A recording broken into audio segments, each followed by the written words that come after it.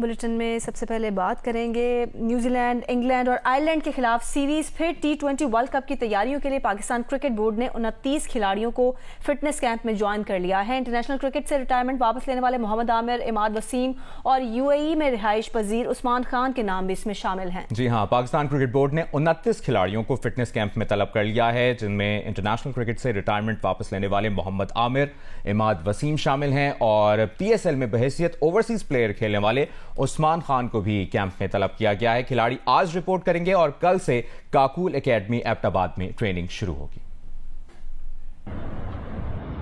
Pakistan cricket board کا army کے تعاون سے کاکول اکیڈمی میں فٹنس کیمپ ایک خاص حکمت عملی کے تحت کھلاڑیوں کو آنے والی سیریز اور میگا ٹورنامنٹ کے لیے تیار کیا جائے گا۔ کیمپ کے لیے 29 کھلاڑیوں کا اعلان کر دیا، جس میں فاسٹ بولر محمد عامر، آل راؤنڈر عماد وسیم اور PSL میں بطور اوورسیز پلیئر شرکت کرنے والے عثمان خان بھی شامل ہیں۔ فٹنس کیمپ کل سے شروع ہوگا اور 8 اپریل تک جاری رہے گا۔ کیمپ کا بنیادی مقصد کھلاڑیوں کی فٹنس کو بہتر بنانا اور میگا ایونٹ کے لیے ٹیم تیار کرنا ہے۔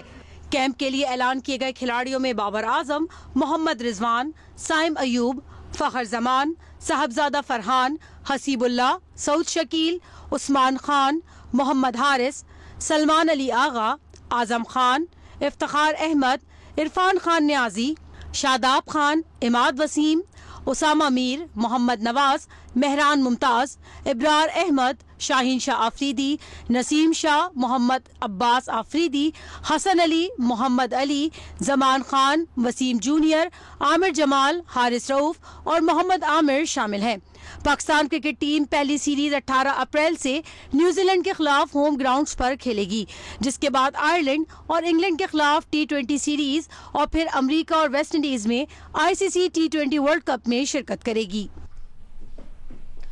ملک میں ٹیکس وصولی میں بہت بڑا فرق سامنے آیا ہے، جس کا تخمینہ 58 کھرب روپے ہے، جو کہ GDP کا 6.9% بنتا ہے۔ اس میں صرف پیٹرولیم مصنوعات پر ٹیکس کا فرق تقریباً 10 کھرب روپے ہے۔ وزیر اعظم شہباز شریف اور SIFC کے اعلیٰ حکام کو بریفنگ میں بتایا گیا کہ مالی سال 2022-23 کے اعداد و شمار کی بنیاد پر سالانہ بنیادوں پر جمع کیے جانے والے ٹیکس اور اصل ٹیکس کے درمیان بہت بڑا فرق ہے۔ اسمگلنگ، ٹیکس چوری اور دیگر ذرائع سے پیٹرولیم مصنوعات پر ٹیکس کا فرق سالانہ بنیادوں پر 996 ارب روپے کے لگ بھگ رہنے کا تخمینہ ہے۔ ریٹیل سیکٹر کے ٹیکس فرق کا تخمینہ 888 ارب روپے، ٹرانسپورٹ سیکٹر کا 562 ارب روپے، انڈیپینڈنٹ پاور پروڈیوسرز یعنی کہ IPPs 498 ارب روپے، اسمگل شدہ اشیاء 355 ارب روپے، برآمدات 342 ارب روپے اور ریئل اسٹیٹ کا 148 ارب روپے سالانہ بنیادوں پر لگایا گیا ہے۔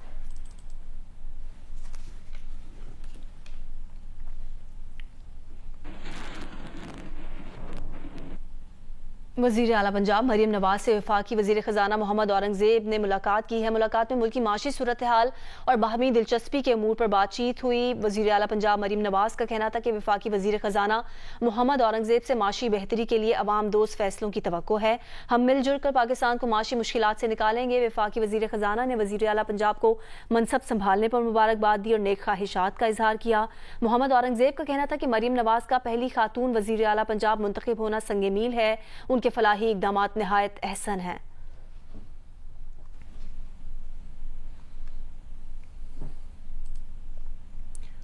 وزیر اعلیٰ پنجاب مریم نواز اور قائد مسلم لیگ نون نواز شریف سے لاہور میں ترکی کے سفیر کی ملاقات ہوئی ہے۔ ملاقات میں باہمی دلچسپی کے امور اور مختلف شعبوں میں تعاون بڑھانے پر تبادلہ خیال کیا گیا۔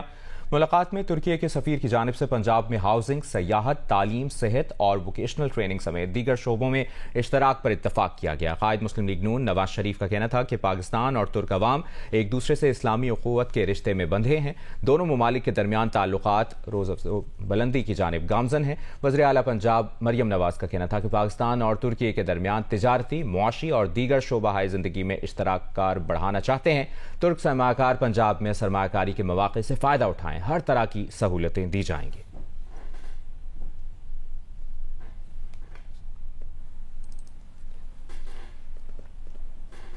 اسلام آباد کے ایڈیشنل سیشن جج طاہر عباس سپرا نے بانی PTI کے پروڈکشن آرڈر جاری کر دیے ہیں۔ سپرنٹینڈنٹ اڈیالہ جیل کو بانی PTI کو 4 اپریل کو عدالت لانے کا حکم دے دیا ہے۔ نمائندہ جیو نیوز عرفہ فیروز سے تفصیل جانتے ہیں۔ جی عرفہ، بتائیے گا۔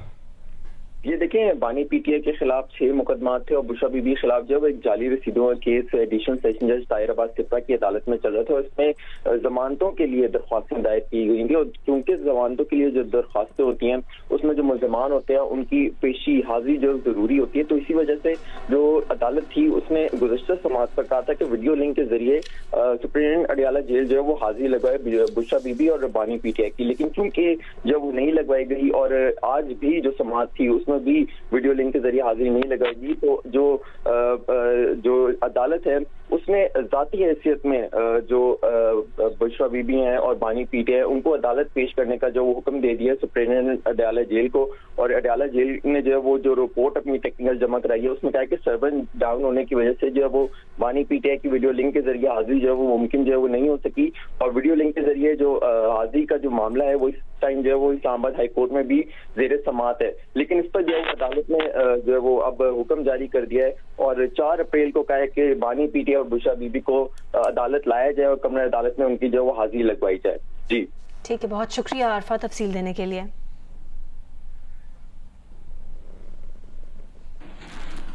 اور پشاور ہائی کورٹ نے تفصیلی فیصلہ جاری کرتے ہوئے کہا ہے کہ سنی اتحاد کونسل خواتین کی مخصوص نشستوں کی حقدار نہیں، درخواست خارج کی جاتی ہے۔ عدالت نے قرار دیا کہ الیکشن کمیشن نے مخصوص نشستوں کو آئینی طریقے سے تقسیم کیا، یہ دلیل کہ مخصوص نشستیں دوسری جماعتوں کو نہیں دی جا سکتی غیر آئینی ہے۔ جنرل الیکشن میں ایک بھی سیٹ نہ جیتنے والی جماعت مخصوص نشستوں کی اہل نہیں ہے۔ سنی اتحاد کونسل نے مخصوص نشستوں کے لیے پہلے فہرست ہی جمع نہیں کرائی تھی۔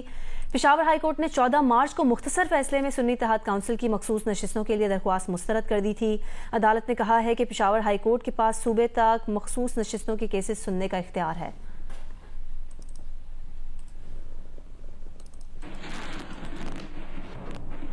لاہور ہائی کورٹ نے سنی اتحاد کونسل کی مخصوص نشستیں نہ ملنے کے خلاف درخواست پر ایڈوکیٹ جنرل اور ایڈیشنل اٹارنی جنرل کو طلب کر لیا ہے۔ وکیل درخواست گزار کا کہنا تھا کہ اٹارنی جنرل کو بھی سن لیں، وہ بھی اس میں فریق ہیں۔ عدالت نے کہا کہ یہ کیس 2 سے 3 دن میں لگ جائے گا، اگلی سماعت پر جواب طلب کریں گے اور دلائل بھی ہوں گے۔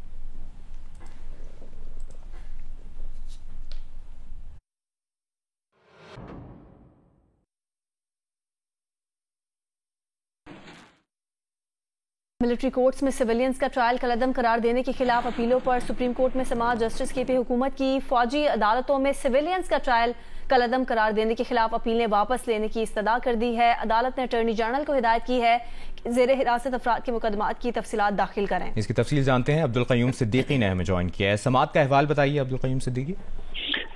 جی ہاں، جسٹس امین الدین خان کی سربراہی میں 6 رکنی بینچ نے ایک مختصر سماعت کی ہے آج، اور اس سماعت کے اندر جو ہے وہ درخواست گزار سابق chief justice Pakistan justice retired Jawad S Khawaja کے وکیل جو ہیں انہوں نے اس بینچ کی کانسٹیٹیوشن کے اوپر اعتراض کیا اور کہا کہ وہ اس کی بینچ کی جو تشکیل ہے اس کے اوپر اعتراض کرتے ہیں اور ایک لارجر بینچ جو ہے وہ بنایا جانا چاہیے۔ اس پر عدالت نے کہا کہ آپ اپنے اعتراضات داخل کر دیں، جبکہ یہ بھی عدالت سے مطالبہ درخواست کی گئی کہ جب لارجر بینچ بنے تو پھر کیونکہ یہ 184(3) کا مقدمہ ہے، اس کی لائیو ٹرانسمیشن ہونی چاہیے، تو اس پر عدالت نے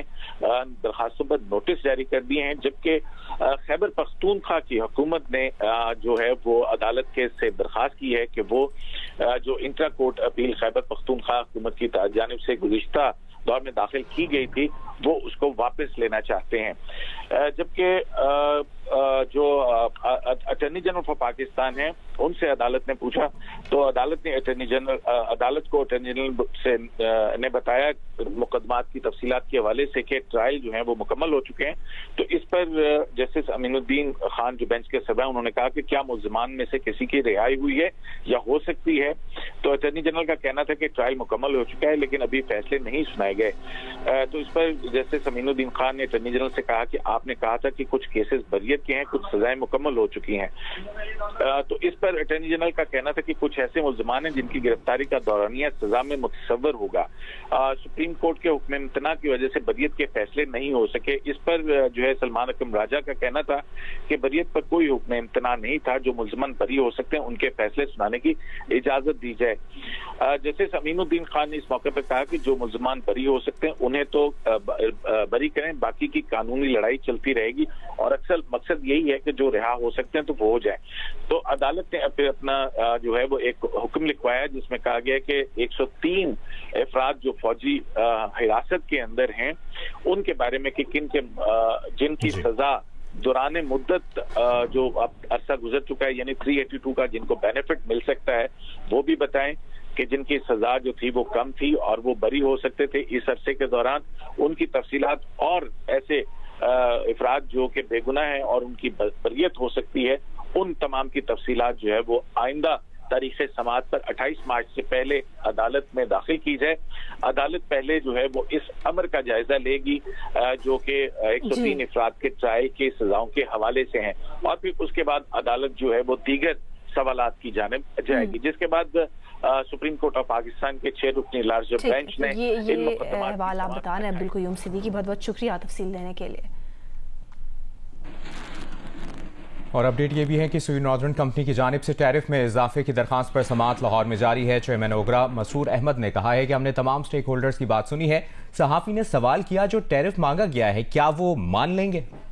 चेयरमैन ओगरा ने जवाब दिया नहीं, ऐसा नहीं है, हम गौर करेंगे। नए टैरिफ पर इतलाक 1 जुलाई से होगा, माहिरीन इसका जायजा लेंगे। सुई नॉर्दर्न ने 155% तक इजाफा मांगा है।